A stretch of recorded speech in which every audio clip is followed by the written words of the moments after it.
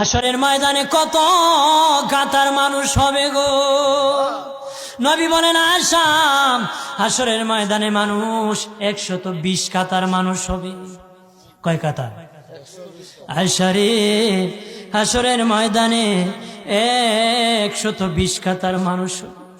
আয়েশা সিদ্দিকা বলেন ইয়া রাসূলুল্লাহ, ইয়া রাসূলুল্লাহ, আমি জানতে চাই আপনার রাসূলুল্লাহর উম্মত কত কাতার হবে?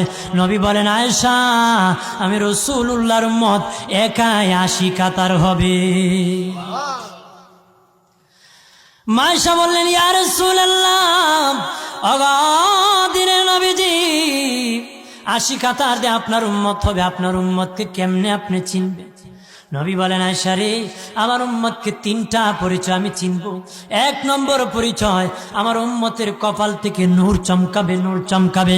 নবী বলে বাবা সাহাবীরাম, অসংখ্য ঘোড়ার মধ্যে যদি কিছু চান কপাল্লা ঘোড়া হয়, এইগুলা চিনতে বড় সহজ হয়।